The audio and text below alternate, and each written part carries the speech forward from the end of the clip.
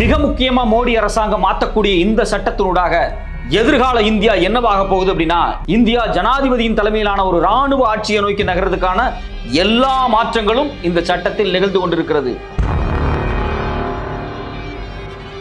அம்பேத்கர் உருவாக்கின அரசியலமைப்பு சட்டத்துடைய 82A என்ன, 173 எவ்வளவு முக்கியமானது, இதை எப்படி எதுக்காக பாஜக அரசாங்கம் உடைக்குது? அடுத்த 10 வருஷத்துக்கு கூட 15 வருஷத்துக்கு கூட தமிழ்நாட்டில் எலெக்ஷனே இல்லாம பண்றதுக்கான வேலைகள் இந்த அரசியலமைப்பு சட்ட மாற்றத்தில் நடந்துகிட்டு இருக்கு. எப்படி 5 வருஷமா முதலமைச்சரே இல்லாம காஷ்மீர் இருந்துச்சோ அதே மாதிரி தமிழ்நாட்டுக்கும் 5 வருஷம் 10 வருஷம் தேர்தலே இல்லாம போகும். அதுக்கான ஒட்டுமொத்த சட்ட திருத்தம் இந்த 82Aவும் 173. வணக்கம், இது மெட்ராஸ் ரிவ்யூ. நான் உங்கள் சத்யராஜ். இந்திய அரசியலமைப்பு சட்டத்தினுடைய பேசிக் ஸ்ட்ரக்சரை ஒட்டுமொத்தமா மாத்துறதுக்கான டிராப்டை இந்த பாஜக அரசாங்கம் கொண்டு வந்திருக்காங்க. இந்த அமித்ஷா கொண்டு வந்திருக்காரு. பாராளுமன்றத்தில் ஒரு நாடு ஒரு தேர்தல் அப்படிங்கக்கூடிய ஒரு ப்ரொபோசல் இவங்க முன் வச்சாங்க. உடனே என்னாச்சு, ஒரு மிகப்பெரிய அமளி வந்துச்சு. அதுக்கு பிறகு ஆளும் கட்சியான மோடி அரசாங்கம் என்ன சொல்லுச்சு, இல்ல இதை நாங்கள் பாராளுமன்றத்தோட கமிட்டிக்கு கொடுக்க போறோம், கமிட்டி இது சரியா தப்பா இது என்ன மாற்றணும் அப்படின்னு சொல்லி விசாரிக்கும் அப்படின்னு ரொம்ப பெருந்தன்மையா சொன்னாங்க. பல பேர் பாருங்க, பாஜக எவ்வளவு ஜனநாயகமா நடந்துக்கு, கொண்டு வரக்கூடிய சட்டத்தை பாராளுமன்றத்தினுடைய எதிர்கட்சி இருக்கக்கூடிய கமிட்டியில கொடுத்து அனலைசிஸ் பண்ண போறாங்கன்னு பெருமையாலாம் பேசினாங்க. இன்னும் சில பேர் என்ன சொன்னாங்க, ஒரு நாடு ஒரு தேர்தல்லாம் ஒன்றும் பிரச்சனை கிடையாதுப்பா, மாநிலத்துக்கும் மத்தியிலையும் ஒரே நேரத்தில் தான்ப்பா தேர்தல் நடக்க போகுது, வேற என்னப்பா பிரச்சனை, அது ஒன்றும் இல்லப்பா அப்படின்னு சொன்னாங்க. ஆனா இது முழுக்க முழுக்க பொய். இது தேர்தல் தேதியையோ தேர்தல் நடத்தக்கூடிய காலகட்டத்தையோ எல்லாம் மாத்தல, ஒட்டுமொத்தமா தேர்தல் ஸ்ட்ரக்சரையே மாத்துறாங்க. ஓட்டு போட்டா 5 வருஷம் ஒரு மாநிலத்தில் முதலமைச்சர் இருப்பாரு, இல்ல 5 வருஷம் பிரதமர் இருப்பாரு அப்படிங்கிறதா நினைக்கக்கூடிய ஸ்ட்ரக்சரே. அதை ஒட்டு மொத்தமா உடைச்சு நொறுக்கிட்டு எப்பெல்லாம் மாநில அரசாங்கத்தை கலைக்கணும்னு மத்திய அரசாங்கம் நினைக்குதோ, ஜனாதிபதி நினைக்கிறாரோ, தேர்தல் ஆணையம் நினைக்குதோ அப்ப வேணா கலைச்சுக்கலாம். எந்த மாநிலத்துக்கும் 5 வருஷம் டைம் கொடுக்க வேண்டிய அவசியமே கிடையாது. 2 வருஷம் ஆட்சி பண்றதுக்கு இன்டீரியம் கவர்மெண்ட் கொடுக்கலாம், 3 வருஷத்துக்கு இன்டீரியம் கவர்மெண்ட் கொடுக்கலாம். தேர்தலே நடத்தாம 10 வருஷம் கூட ஒரு மாநிலத்தை அப்படியே போட்டு வச்சிருக்கலாம். எப்படி காஷ்மீரை பண்ணாங்க அதே மாதிரி இதுக்கான சட்ட திருத்தத்தை அவங்க பண்றாங்க. இவங்க ஒரு நாடு ஒரு தேர்தல், தேர்தலை தான் மாத்த போறாங்க நினைச்சுக்கிட்டு இருந்தா அப்படின்னா நம்மள மாதிரி முட்டாள் இந்த உலகத்துல எவனுமே கிடையாது. இதுல இவங்க மாத்திரக்கூடிய சட்டத்தினுடைய முக்கியமான விஷயங்கள் எது அப்படின்னா 82A சப்செக்ஷன் 1. இந்த 82A சப்செக்ஷன் 1ல என்ன மாற்றப்பட்டிருக்கு அப்படின்னா, 5 வருஷம் கவர்மெண்ட் இருக்கு பாத்தீங்களா, ஒரு தேர்தல் முடிஞ்ச உடனே 5 வருஷம் கவர்மெண்ட், அந்த 5 வருஷ கவர்மெண்ட்டினுடைய அப்பாயின்மெண்ட் டேட்டை பிரசிடென்ட் முடிவு பண்ணுவாரு அப்படின்னு ஒரு சேஞ்சஸ் அவங்க கொண்டு வந்திருக்காங்க. அதாவது 82A சப்செக்ஷன் 1ல ரொம்ப ரொம்ப ரொம்ப தெளிவா என்ன சொல்றாங்க அப்படின்னா, வரக்கூடிய காலங்களில் ஒரு தேர்தல் நடந்து முடிஞ்சது அப்படின்னா ஒரு ஆட்சி அதிகாரத்தை உருவாக்க வேண்டிய, ஆட்சி அதிகாரத்தை துவங்க வேண்டிய அந்த குறிப்பிட்ட நாளை முடிவு பண்ணக்கூடிய அதிகாரம் பாராளுமன்றத்துக்கோ கவுன்சிலுக்கோ இல்ல கட்சிகளினுடைய கூட்டமைப்புக்கோ எல்லாம் கிடையாது. முழுக்க முழுக்க முழுக்க பிரசிடென்ட் எந்த தேதியை முடிவு பண்றாரோ அந்த தேதியிலிருந்து ஆட்சி துவங்கப்படும் அப்படின்னு சொல்லி ஒட்டுமொத்தமாக இந்தியாவினுடைய அனைத்து அதிகாரங்களும் ஜனாதிபதிக்கு நேரடியாக குவிக்கப்பட்டிருக்கு. அதாவது அந்த ப்ரொபோசல்ல என்ன சொல்லியிருக்காங்க அப்படின்னா, 82A subsection 1 is exactly similar to what was proposed by the committee. It empower the president to issue a notification on the date to be called appointed date of the first sitting of the house of the general election, whereby the proposed article 82A can be brought into force. அதாவது இதுல என்ன சொல்ல வர்றாங்க அப்படின்னா, காலங்காலமாக council of மினிஸ்டர்ஸோ இல்ல கட்சியினுடைய கூட்டமைப்பினுடைய பலங்களோ இவங்க தான் அந்த தேர்தல் முடிஞ்ச உடனே ஆட்சி அதிகாரத்தை உருவாக்கக்கூடிய நாளை முடிவு பண்ணுவாங்க. ஆனா இப்ப ஜனாதிபதி கையில் ஒட்டுமொத்தமாக ஒரு நாடு ஒரு தேர்தல் அப்படிங்கக்கூடிய சட்டத்தினூடாக இவங்க மாத்த போறாங்க. இதுல ரொம்ப முக்கியமான விஷயம் என்ன அப்படின்னா, இதை விட ஆபத்தான விஷயம் என்ன அப்படின்னா, இதே சரத்துல பாத்தீங்க அப்படின்னா இன்கேஸ் தொங்கும் பாராளுமன்றம் அமைஞ்சிருச்சு, யாருக்குமே மெஜாரிட்டி கிடைக்கல அப்படின்னா வழக்கமா என்ன நடக்கும் அப்படின்னா, பிரசிடென்ட் யாருக்கு மெஜாரிட்டி இருக்கோ அவங்களை கூப்பிட்டு ஆட்சி அமைக்க சொல்லுவாரு. எந்த கட்சிக்கு மெஜாரிட்டி இருக்கோ இல்ல எந்த கட்சிக்கு கூட்டணியினுடைய பலம் இருக்கோ அவங்கள தான் ஆட்சி அமைக்க கூப்பிடணும். அதுதான் நடைமுறை. இன்னும் சொல்ல போனா அந்த காலத்துல KR நாராயணன் சில கைட்லைன்ஸை கொடுத்தாரு. ஒரு கட்சி ஒரு தேர்தல் முடிச்ச உடனே யாரை கூப்பிட்டு முதல்ல ஆட்சி செய்ய கூப்பிடணும், அதாவது ஆட்சி அமைக்கிறதுக்கு யாரை முதல்ல கூப்பிடணும் அப்படிங்கிறதுக்கு ஒரு சில கைட்லைன்ஸ் இருக்கு. அந்த கைட்லைன்ஸ் எல்லாம் தூக்கி ஓரமா போட்டுட்டு இவங்க புதுசா என்ன பண்றாங்கன்னா, the president administer the oath of the office of the prime minister to an MP who does not enjoy the confidence of the house even then one nation one election can be stipulated by the exercising of power under the article 82A1. அதாவது ஜனாதிபதி நினைச்சாருன்னா ஒருத்தருக்கு வந்து அவர் ஆட்சி அமைக்கக்கூடிய பலம் இருக்கோ இல்லையோ அதெல்லாம் பொருட்படுத்த மாட்டாங்க. ஒரு எம்பி இருந்தா கூட போதும், பிரசிடென்ட் நினைச்சாருன்னா அவரை கூப்பிட்டு பிரதமர் ஆக்கிடலாம். ஒரு குறிப்பிட்ட காலம் நேரம் கொடுத்து அதுக்குள்ள அவருடைய பெரும்பான்மையை முடிவு பண்றதுக்கான சில திருத்தங்களை பண்ணியிருக்காங்க. இதுக்கு முன்னாடி என்ன நடக்க அப்படின்னா, யாரு பெரும்பான்மை இருக்கு அப்படிங்கிறத கூட்டணி கட்சிகளை மொத்தமா சேர்த்து அவங்கள்ட்ட லெட்டர் வாங்கி அவங்கள ப்ரப்போசல் எடுத்துட்டு போய் ஜனாதிபதி கொடுத்து எனக்கு பெரும்பான்மை இருக்கு, நான் ஆட்சி அமைக்க போறேன், எனக்கு அதிகாரம் கொடுங்க அப்படின்னு கேட்கறதுக்கான உரிமைகள் இருந்துச்சு. அந்த உரிமை ஒரு ஜனநாயக பூர்வமான விஷயமாக இருந்துச்சு. அப்படி கேட்டு வாங்கி ஜனாதிபதியினுடைய ஆதரவுல ஆட்சியை உருவாக்கி அவங்க வந்து மெஜாரிட்டியை ப்ரூவ் பண்ணிட்டாங்கன்னா தொடரலாம். ப்ரூவ் பண்ண முடியலன்னா அந்த ஆட்சி கலைக்கப்பட்டுரும். இதுதான் வழக்கமா நடக்கக்கூடிய நடைமுறை. ஆனா இப்ப இருக்கக்கூடிய விஷயம் என்ன அப்படின்னா, காபந்து அரசு அப்படிங்கும் போது ஏற்கனவே இருந்த அரசு இருக்கு பாத்தீங்களா, அது தொடரும். சில காலகட்டங்கள்ல புது பிரதமர் வர வரைக்கும் அதுவும் தொடராது, நேரடியா பிரசிடென்ட் ரூல் வரும். இது மட்டும் இல்லாம புது ஆட்சி அதிகாரத்தை உருவாக்குறதுக்கு பாத்தீங்களா, அதுலயும் பிரசிடென்ட் யார் நினைச்சாலும் ஒரு எம்பி இருந்தா போதும், அவர் யார் நினைச்சாலும் பிரைம் மினிஸ்டர் ஆக்கிடலாம். இதுல என்ன கதை அப்படின்னா, ஒருத்தரை பிரைம் மினிஸ்டர் ஆக்கிட்டு நீங்க இன்னும் 60 நாளுக்குள்ள ப்ரூவ் பண்ணுங்க, 45 நாளுக்குள்ள நீங்க வந்து உங்களுடைய பெரும்பான்மையை முடிவு பண்ணுங்க அப்படின்னா, இந்த கேப்ல ஒரு பிரதமர் கேண்டிடேட்டா இருக்கக்கூடியவர் தன்னுடைய இடியா இருக்கட்டும், இன்கம் டாக்ஸா இருக்கட்டும், சிபிஐ இருக்கட்டும், இது எல்லாத்தையும் பயன்படுத்தி யாரை வேணாலும் எந்த கூட்டணியை வேணாலும் தனக்கு சாதகமாக உருவாக்கி கொள்ள முடியும். அப்போ அதீதமான அதிகாரத்தை, மிக மோசமாக அதிகாரத்தை குவிக்கக்கூடிய இடத்தை பாராளுமன்றத்துக்கும் அந்த பிரைம் மினிஸ்டர் அப்படிங்கிற கேண்டிடேட்டுக்கும் யாரு கொடுக்குறாங்கன்னா பிரசிடென்ட் கொடுக்குறாரு. அதே மாதிரி அடுத்த தேர்தல் எப்ப நடக்கணும், இன்கேஸ் இந்த தொங்கும் பாராளுமன்றம் கலைக்கப்படுது, அதுக்கு வந்து ஒரு நோ கான்ஃபிடன்ஸ் மோஷன் வந்துருச்சு, அதனால வந்து சமாளிக்க முடியலன்னா அடுத்த தேர்தல் எப்ப நடத்தப்படணும் அப்படிங்கிற டேட்டு கூட இந்த பிரசிடென்ட் தான் முடிவு பண்ணுவாராம். ஒரு மோசமான ஒரு ஆள், மிக மிக சர்வாதிகார மனம் கொண்ட ஒரு ஆள், ஹிட்லர் மாதிரியான ஒரு ஆள் ஒரு ஜனாதிபதியா வந்து இந்த நாட்டுக்கு உட்கார்ந்துட்டா, எந்த அரசாங்கத்துக்குமே மெஜாரிட்டி கிடைக்கல அப்படின்னா அவர் தான் அடுத்த ஆட்சிக்கான டேட்டை குறிக்க வேண்டிய இடத்துல உட்கார்ந்துருப்பாரு. இந்த 82A சப்செக்ஷன் 1 படி அவர் எவ்வளவு பெரிய கொடிய மனிதராக இருந்தால், இல்ல கொடிய மனிதர் ஒருவர் அந்த இடத்தை ஆக்கிரமித்தால் தேர்தலே நடத்தாம இந்தியாவில் ஜனாதிபதி ஆட்சியை அப்படியே நீடிக்க வைக்க முடியும். அதுக்கான எல்லா வாய்ப்புமே இருக்கு. இவ்வளவு மோசமான சட்டத்தை ஏத்திட்டு இவங்க என்ன சொல்றாங்க அப்படின்னா, ஒரு நாடு ஒரு தேர்தல், மாநிலத்துக்கு மத்தியிலே ஒன்னா தேர்தல் நடத்த போறோம் அப்படின்னு சொல்றாங்க. இதுல முழுக்க முழுக்க இந்தியாவினுடைய ஜனாதிபதிக்கும் தேர்தல் ஆணையத்துக்கும் அதீதமான அதிகாரத்தை கொடுக்கக்கூடியதுதான் இந்த 82A அப்படிங்கிற சட்ட திருத்தங்களுடைய மாற்றங்கள். 82A 1 இருக்கட்டும், 3 இருக்கட்டும், 5 இருக்கட்டும், எல்லாமே. இதுல மோசமான விஷயங்கள் என்னன்னா, 82(3)ல, அதாவது 82A சப்செக்ஷன் 3ல இருக்கக்கூடிய மாற்றங்கள் என்ன அப்படின்னா, எப்பெல்லாம் பாராளுமன்றத்தினுடைய காலம் முடிவடையுதோ அப்போது மாநிலத்தினுடைய சட்டமன்ற காலமும் முடிவடையும் அப்படிங்கிறாங்க. நான் என்ன கேட்கிறேன், மாநிலத்துக்கு ஓட்டு போடுறவன் வேற, மத்தியில ஓட்டு போடுறவன் வேற. இப்ப தமிழ்நாட்டில் திமுக அரசு இருக்கு, இங்க இருக்கக்கூடிய மக்கள் திமுக வரணும்னு நினைக்கிறாங்க. ஆனா மத்தியில பாஜக வரணும்னு ஒரு பெரிய குரூப் நினைக்குது, அதனால பாஜக வந்துருச்சு. இப்ப நான் என்ன நினைக்கிறேன், எப்ப பாஜக ஆட்சி கலையுதோ அப்ப திமுகவும் ஆட்சியை கலைச்சுக்கணுமா? இது எந்த வகையில ஜனநாயகமான விஷயம்? பாராளுமன்ற வேற யூனிட், சட்டமன்ற வேற யூனிட், அதுக்கும் சட்ட ஏற்ற அதிகாரம் இருக்கு, இதுக்கு சட்ட ஏற்ற அதிகாரம் இருக்கு. மக்கள் ஓட்டு போட்டு தேர்ந்தெடுக்கிறாங்க சட்டமன்றத்தை, முதலமைச்சரை. அதே மாதிரி மக்கள் ஓட்டு போட்டு பிரதமரை தேர்ந்தெடுக்கிறாங்க. ரெண்டும் வேற வேற யூனிட். ஆனா அந்த யூனிட் நினைச்சதுன்னா இந்த யூனிட்டை காலி பண்ணலாம் அப்படிங்கிறது புதுசா இருக்கு. இந்திய அரசியலமைப்பு சட்டத்தில் இப்படிலாம் இதுக்கு முன்னாடி இருந்ததே கிடையாது.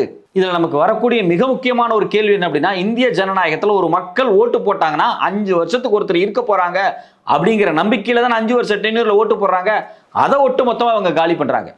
இதுல இன்னொரு முக்கியமான விஷயம், 82A 5ல நடக்கக்கூடிய மாற்றங்கள், 82A 4ல நடக்கக்கூடிய மாற்றங்கள். இதுல என்ன சொல்றாங்க அப்படின்னா, if election commission of India is of the opinion that the election to the any assembly cannot be conducted at the time of general election, it may make a recommend to the president, who may then declare by an order that election to the assembly may be conducted at a later date. அதாவது இவங்க என்ன சொன்னாங்க, மாநிலத்துக்கும் மத்தியத்துக்கும் ஒரே நேரத்தில் தேர்தல் நடத்துன்னு சொன்னாங்க. இப்போ இவங்களே ஒரு ட்விஸ்ட் வச்சிருக்காங்க. இந்த 82A 5ல என்ன சொல்றாங்க அப்படின்னா, இல்ல சில மாநிலத்துக்கு தேர்தல் நடத்த முடியலன்னு தேர்தல் ஆணையம் நினைச்சதுன்னா நடத்த வேண்டிய தேவையில்லை. யாருக்கிட்ட போய் நேரடியாக சொல்லிடலாம்? பிரசிடென்ட்டை போய் சொல்லலாம், ஐயா எங்களால் இந்த மாநிலத்துக்கு இப்போ தேர்தல் நடத்த முடியாதுன்னு சொல்லிட்டா பிரசிடென்ட் என்ன பண்ணுவார் அப்படின்னா, சரி 5 வருஷம் அந்த மாநிலத்தில் ஆட்சி முடிஞ்சது, மீதி நீங்க எப்ப தேர்தல் நடத்துவீங்களோ 1 வருஷம் கழிச்சு தேர்தல் நடத்தலாம், 1.5 வருஷம் கழிச்சு கூட தேர்தல் நடத்தலாம். அது வரைக்கும் அந்த மாநிலத்தில் ஜனாதிபதி ஆட்சி நீடிக்கும். அது வரைக்கும் ஏற்கனவே இருக்கிற அரசாங்கம் நீடிக்குமா? அது குறித்து எந்த குறிப்புமே இல்லை. இதுல முக்கியமான விஷயம் என்னன்னா, opinion of the election commission கொடுத்திருக்காங்க. எலெக்ஷன் கமிஷன் யாரா வேணா ஒப்பீனியன் கொடுக்கிறதுக்கு? எலெக்ஷன் கமிஷன் ஐஏஎஸ் அதிகாரிகளால் உருவாக்கப்பட்டது. அது எப்படி தேர்தல் குறித்தான ஒப்பீனியனை கொடுக்க முடியும்? மக்களாட்சி வேற, நிர்வாகத்தினூடாக பண்ணக்கூடிய ஆட்சி வேற. தேர்தல் ஆணையம் நினைச்சதுன்னா தமிழ்நாட்டில் தேர்தல் நடத்தலாம், நடத்தாமை விட்டுறலாம், 6 மாசம் தள்ளி வைக்கலாம், 1 வருஷம் வேண்டுமானால் தள்ளி வைக்கலாம். இது எந்த வகையில் அரசியலமைப்பு சட்டத்தில் நியாயம்? இதுதான் குடியரசு ஆட்சியா? இதுதான் ஜனநாயக ஆட்சியா? முழுக்க முழுக்க முழுக்க ஒரு சர்வாதிகாரத்தை நோக்கி நகரக்கூடிய விஷயம். தேர்தல் ஆணையத்துக்கு யார் இவ்வளவு அதிகாரம் கொடுத்தது? இந்த தேர்தல் ஆணையம் நினைத்தால் அது என்ன வேணாலும் நினைக்கும். அதுக்கு நாம மண்டிட்டு கிடக்கணுமான? தேர்தல் ஆணையம் முழுக்க முழுக்க மத்திய அரசாங்கத்தினுடைய கட்டுப்பாட்டு இருக்கு. இந்தியா முழுக்க போய் முஸ்லீம்களை தப்பா பேசினார் பிரதமர் மோடி, அவர் மேல எந்த ஆக்ஷனுமே எடுக்கல. அப்ப முழுக்க முழுக்க சென்ட்ரல் கவர்மெண்டோட கட்டுப்பாட்டில் கூடிய தேர்தல் ஆணையம் எப்ப வேண்டுமானாலும் நினைச்சதுன்னா தமிழ்நாட்டுக்கோ மற்ற மாநிலத்துக்கோ தேர்தலே நடத்தாம போயிடலாம். இதுக்கு பெஸ்ட் எக்ஸாம்பிள் என்ன அப்படின்னா, 2015 காஷ்மீர்ல தேர்தல் நடந்துச்சு. 2020 வரைக்கும் 5 வருஷம் அவங்க ஆட்சி பண்ணிருக்கணும். ஆனா இவங்க என்ன பண்ணாங்க, 2018 கலைச்சிட்டாங்க காஷ்மீர் ஆட்சியை. கேட்டாங்க அசாதாரணமான சூழல் இருக்கு அப்படின்னு சொல்லிட்டாங்க. எத்தனை 3 வருஷத்துல கலைச்சிட்டாங்க. 3 வருஷத்துல கலைச்சிட்டு 2018 இருந்து 2024 வரைக்கும் அவங்க தேர்தலே நடத்தல. என்ன கொடுமை! கிட்டத்தட்ட 6 வருஷம் ஒரு மாநிலத்துக்கு தேர்தலே இல்லை, அந்த மாநிலத்தில் முதலமைச்சரே இல்லை. பிற்பாடு பார்த்தீங்க அப்படின்னா இதுல என்ன முக்கியமான விஷயம்னா, 2019 அதே மாநிலத்தில் நாடாளுமன்ற தேர்தல் நடந்துச்சு. அது என்னப்பா எம்பிக்கு தேர்தல் நடத்துறீங்க, ஆனா எம்எல்ஏ தேர்தல் நடத்த மாட்டீங்க? கேட்டாங்க அசாதாரணமான சூழல் இல்லை அப்படின்னு சொல்லிட்டீங்க. எங்கே? காஷ்மீர்ல. இந்த நிலைமையை இந்தியா முழுக்க ஆக்குறதுக்கான வேலை தான் இந்த 82 அஞ்சில் கொண்டு வந்திருக்கக்கூடிய மாற்றங்கள். அப்போ தேர்தல் ஆணையத்துக்கு உச்சபட்சமான அதிகாரம், அவங்க என்ன நினைச்சாலும் செஞ்சுக்கலாம். அவங்க போய் பிரசிடென்ட் என்ன சொல்றாங்களோ பிரசிடென்ட் அதை கேட்பாரு. இதுதான் இந்த சட்ட திருத்தத்தில் கூடிய மாற்றம். இதுல முக்கியமான விஷயம் என்னன்னா, இப்ப தேர்தல் ஆணையம் சொல்லுது அங்க அசாதாரணமான சூழல் இருக்கு, தமிழ்நாட்டில் தேர்தல் நடத்த முடியாது சொல்லிடுச்சு அப்படின்னா நாம கோர்ட்டுக்கு போக முடியாது, கோர்ட்ல போய் சேலஞ்ச் பண்ண முடியாது. ஏன் சேலஞ்ச் பண்ண முடியாதுன்னா, அரசியலமைப்பு சட்டத்தில் உங்க மாற்றத்தை கொண்டு வர போறாங்களாம். இதுல இன்னொரு முக்கியமான ட்விஸ்ட் இருக்கு. இதே 82A5 இப்போ மாநிலத்துக்கு நான் 1 வருஷம் தேர்தல் நடத்த முடியாது, 1.5 வருஷம் தேர்தல் நடத்த முடியாதுன்னு தள்ளி போடலாம். ஆனா பாராளுமன்றத்துக்கு இது பொருந்தாதான். பாராளுமன்றத்துக்கு கரெக்டா 5 வருஷத்துக்கு ஒரு தடவை தேர்தல் நடத்தணுமா? அது எப்படி? பாராளுமன்ற தேர்தல் முறை வேற மாதிரி இருக்கு, அது எப்படி ஒரு மாநிலத்தினுடைய சட்டமன்ற தேர்தல் முறை வேற மாதிரி இருக்கு? இங்க மட்டும் தேர்தல்னா தக்காளி தொக்கா, அங்க வந்தா மட்டும் ரத்தமா? ஸோ அப்போ உங்க இஷ்டத்துக்கு மாநிலத்துக்கு ஒரு மாதிரியான ஸ்ட்ரக்சரும் மத்தியத்துக்கு ஒரு மாதிரியான ஸ்ட்ரக்சரை நீங்க மாத்துறீங்க. இந்திய அரசியலமைப்பு சட்டத்துல தேர்தல் அப்படின்னா ஒரு மாநிலத்துக்கு 5 வருஷம், அதே மாதிரி ஒரு பாராளுமன்றத்துக்கும் 5 வருஷம். இதுதான் நடைமுறை. இந்த நடைமுறையில் நீங்க மிகப்பெரிய மாற்றத்தை பண்றீங்க. இதுல ரொம்ப ரொம்ப ரொம்ப ரொம்ப கவனிக்கப்பட வேண்டிய விஷயம் என்னன்னா, இந்த செக்ஷன் 83 செக்ஷன் 172 பண்ணிருக்கக்கூடிய மிகப்பெரிய அயோக்கியத்தனம். இந்த மாத்திரம் இவங்க ப்ரொபோசல் கொடுத்துருக்காங்க பாத்தீங்களா? இதுல இருக்கக்கூடிய அயோக்கியத்தனம் என்ன அப்படின்னா, இந்தியாவில் ஒரு தடவை ஓட்டு போட்டா 5 வருஷம் காலம், எல்லா சட்டமன்றத்துக்கும் இது பொருந்தும். இதுதான் இந்தியாவினுடைய அரசியலமைப்பு சட்டத்தினுடைய பேசிக் ஸ்ட்ரக்சர். இந்த பேசிக் ஸ்ட்ரக்சரை இவங்க உடைக்க பார்க்குறாங்க. 5 வருஷம் கவர்மெண்ட் இருக்க வேண்டிய தேவை இல்லை அப்படிங்கிற முடிவுக்கு இவங்க வர்றாங்க. அதாவது ஃபார் எக்ஸாம்பிள், இப்போ 2024 தேர்தல், இப்போ 1 இந்தியா 1 எலெக்ஷன் இருக்குன்னு வச்சுங்களேன். இந்தியா முழுக்க ஒரே அமைப்பை 2024 இப்போ கொண்டு வந்துட்டாங்கன்னு வச்சுக்கோங்க. இப்போ என்ன நடந்திருக்கும்? இப்போ மோடி பிரதமராக தேர்ந்தெடுக்கப்பட்டாரு. அதே மாதிரி தமிழ்நாட்டிலையும் ஒரு கட்சி சிஎம்ஆ தேர்ந்தெடுக்காங்க. ஃபார் எக்ஸாம்பிள் இப்போ டிஎம்கே இருக்காங்கன்னு வச்சுங்களேன். திடீர்னு 1 வருஷம் 2 வருஷம் கழிச்சு ஃபார் எக்ஸாம்பிள் இப்போ இருக்கக்கூடிய கவர்மெண்ட்டுக்கு மெஜாரிட்டி இல்லை அப்படின்னா இவங்க என்ன பண்ணுவாங்க அப்படின்னா, அந்த அரசாங்கத்தை கலைச்சிட்டு திருப்பி ஒரு தேர்தல் வைப்பாங்க. இது வழக்கமாக நடக்கக்கூடிய நடைமுறை. திருப்பி ஒரு தேர்தல் திமுகவுக்கு மெஜாரிட்டி கிடைச்சிருச்சு அப்படின்னா திமுக அடுத்த 5 வருஷம் ஆட்சி செய்யலாம். ஆனா இப்ப கொண்டு வரக்கூடிய புது சட்டத்தின்படி ஒரு மிட் டேர்ம் எலெக்ஷன் அப்படிங்கிறாங்க. அதாவது 5 வருஷத்துக்கு பேலன்ஸ் எவ்வளவு காலம் இருக்கோ அவ்வளவு காலம் ஆட்சி செஞ்சா போதும் அப்படிங்கிறாங்க. இப்ப 5 வருஷம் பீரியடு இருக்கு, ஆனா 2 வருஷத்துலயே ஆட்சி கலைஞ்சிருச்சு அப்படின்னா திருப்பி ஒரு தேர்தல் நடத்தி 3 வருஷம் ஆட்சி அதிகாரம் தான் கொடுப்போம் அப்படிங்கிறாங்க. அது எப்படி? ஒரு தேர்தலுக்கு பிறகு 5 வருஷத்துல கொடுக்கணும், நீங்க 3 வருஷம் எப்படி குறைப்பீங்க? இதுல இன்னொரு ட்விஸ்ட் இருக்கு. இப்ப 5 வருஷம் ஆட்சி 4 வருஷத்துல கலைஞ்சிருச்சு அப்படின்னா பேலன்ஸ் 1 வருஷம் இருக்குன்னு வச்சுங்களேன். அந்த 1 வருஷம் இவங்க தேர்தலே நடத்தாம பிரசிடென்ஷியல் ரூல் கூட டிக்ளேர் பண்ணலாம். ஒரு வருஷம் ஒரு மாநிலத்தை ஜனாதிபதியினுடைய கட்டுப்பாட்டில் கூட வச்சிருப்பாங்க, தேர்தலே நடத்தாம. அதாவது இந்த மிட் டேர்ம் தேர்தலுக்கு பார்த்தீங்களா, இந்த இடைக்கால தேர்தல் கூட நடத்தாம வச்சிருப்பாங்க. அப்போ இதில் நம்ம புரிஞ்சுக்க வேண்டிய விஷயம் என்ன அப்படின்னா, நம்பர் 1, ஒரு தடவை தேர்தல் நடந்தா 5 வருஷம் அப்படிங்கிறது இனிமேல் கன்ஃபார்ம் கிடையாது. மத்திய அரசாங்கம் நினைச்சா, இல்லை இங்க இருக்கக்கூடிய கூட்டணி பலம் இல்லாம போச்சு அப்படின்னா, தேர்தல் கலைக்கப்பட்டுச்சு அப்படின்னா, திருப்பி எலெக்ஷன் நடத்தி ஜெயிச்சு வந்தாலும் 5 வருஷம் ஆட்சி பண்ண விட மாட்டாங்க. 2 வருஷமோ 3 வருஷமோ இவங்க அந்த டென்யூர் எவ்வளவோ, அதாவது பாராளுமன்றத்துக்கு இன்னும் எவ்வளவு கால ஆட்சி இருக்கோ அந்த ஆட்சிக்கு ஏற்ற மாதிரி இவங்க கலைச்சிக்குவாங்க. இதை பார்த்தா நமக்கு ரொம்ப அதிர்ச்சியா இருக்கு. பாராளுமன்றம் எவ்வளவு காலம் இருக்குமோ அவ்வளவு தான் நான் இங்க முதலமைச்சராக இருக்க முடியும், ஏன் சட்டமன்றம் இருக்கு அப்படிங்கிறது இந்திய வரலாறுலேயே நடக்காத ஒரு விஷயம். முழுக்க முழுக்க இந்திய அரசியலமைப்பு சட்டத்துக்கு எதிரான ஒரு விஷயம். ஆனா இவங்க நம்ம கிட்ட என்ன சொல்லிட்டு இந்த சட்டத்தை கொண்டு வந்தாங்க, ஒரு நாடு ஒரு தேர்தல்ப்பா, 2 சேர்த்து தேர்தல் நடத்த போறோம்ப்பா அப்படின்னாங்க. வெளிப்படையா பார்த்தா ஒரு நாடு ஒரு தேர்தல், ஆனா உண்மையிலேயே இது ஒரு நாடு ஒரு தேர்தல் கிடையாது. மாநில சட்டமன்றங்களுடைய ஆட்சி காலகட்டத்தை 5 ஆண்டுகள் இல்லாம பண்றது. எப்பெல்லாம் பாராளுமன்றம் நினைக்குதோ, எப்பெல்லாம் பாராளுமன்றத்தின் காலங்கள் முடியுதோ அப்போ மாநிலத்தை முடிக்கிறது. அது மட்டும் இல்லாமல் எப்பப்பெல்லாம் ஜனாதிபதி நினைக்கிறாரோ அப்போ இதை முடிச்சு வைக்கிறது.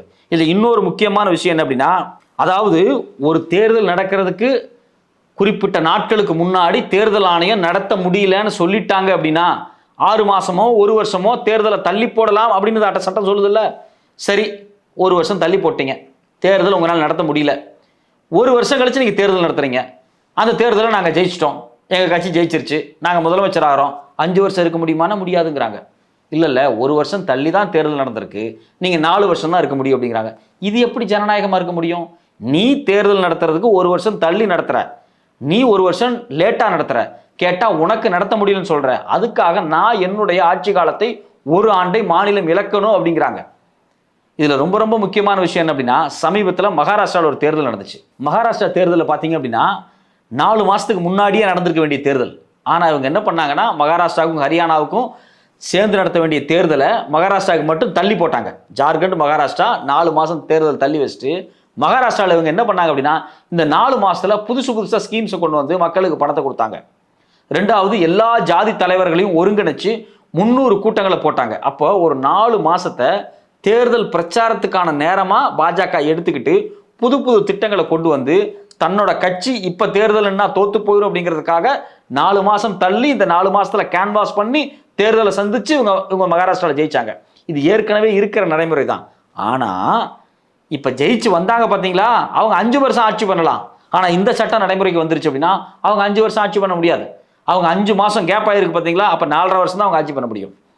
ஸோ தேர்தல் ஜெயிச்சு நீ ஆட்சிக்கு வந்தாலும் எவ்வளவு காலம் தேர்தல் தேதி தள்ளி போடப்பட்டிருக்கோ அந்த இழப்பை மாநில அரசாங்கங்கள், மாநில சட்டமன்றங்கள் ஏற்றுக்கொள்ளணும் அப்படிங்கிறாங்க.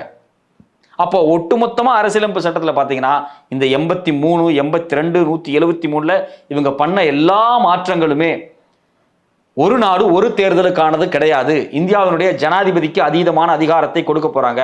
ஒரு சட்டமன்றத்தை உருவாக்குற தேதியும், ஒரு சட்டமன்றத்தை முடிக்கிற தேதியும், ஒரு நாடாளுமன்றத்தை உருவாக்குற தேதியும், ஒரு நாடாளுமன்றத்தை முடிக்கக்கூடிய தேதியும் அவர் கையில் ஒப்படைக்கப்படுகிறது.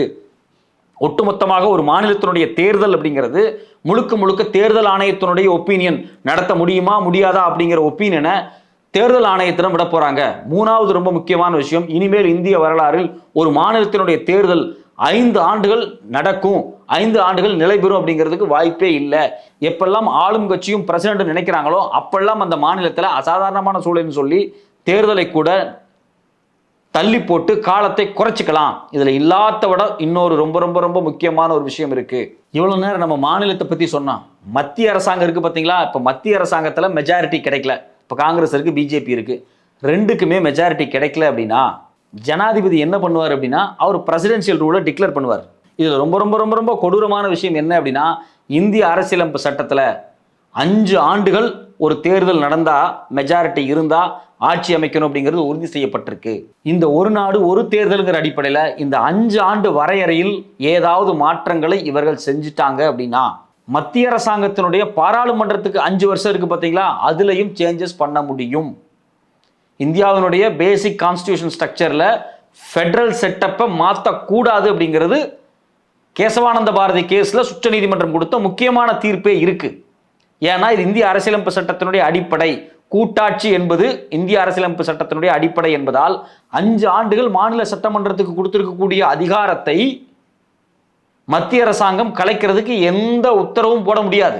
ஆனா இப்ப இவங்க புது சட்டத்தினூடாக மாநிலத்தினுடைய 5 ஆண்டு கால அதிகாரத்தை இவங்கனால குறைக்க முடியுது. அப்படின்னா ஒரு ஜனாதிபதி நினைச்சாரு அப்படின்னா இதை ரெஃபரன்ஸா கூட வச்சு ஒரு மத்திய சட்டமன்றம் இருக்கு பாத்தீங்களா, பார்லிமெண்ட், அந்த பார்லிமெண்ட்டை இன்னைக்கு 5 வருஷம் இருக்கிறத 8 வருஷமா மாற்ற முடியும், 10 வருஷமா மாற்ற முடியும். ஃபார் எக்ஸாம்பிள் இப்ப இருக்கக்கூடிய ஜனாதிபதி நினைச்சால், மோடியும் ஜனாதிபதியும் மிக நெருக்கமாக இருக்காங்க, 2 பேரும் ஒரே கட்சியிலிருந்து வந்திருக்காங்க, 2 பேரும் RSSல இருந்து வந்திருக்காங்க.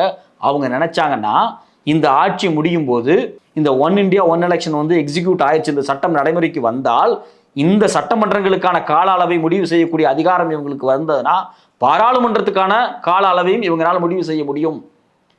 5 வருஷத்துக்கு ஒரு தடவை தான் தேர்தல் அப்படிங்கிறத 7 வருஷத்துக்கு ஒரு தடவை தேர்தல், 10 வருஷத்துக்கு ஒரு தடவை தேர்தல் கூட மாத்துறதுக்கான எதிர்கால வாய்ப்பு இருக்கு. இன்னைக்கு இருக்கிற மோடியை விட, இன்னைக்கு இருக்கிற ஜனாதிபதியை விட மிக மோசமான ஒருவர், ஹிட்லர் மாதிரியான ஒருவர் இந்திய ஜனாதிபதியாக வந்து உட்கார்ந்தா அவர் அடுத்த தேர்தல் எப்ப நடத்தப்படும்ங்கிற தேதி அறிவிக்கப்படாமலேயே ஜனாதிபதி ரூலை டிக்ளேர் கூட பண்ண முடியும். அப்போ ஒட்டுமொத்தமாக இந்தியா என்பது ஒரு இராணுவ ஆட்சியை நோக்கி நகர்ந்து கொண்டிருக்கிறது.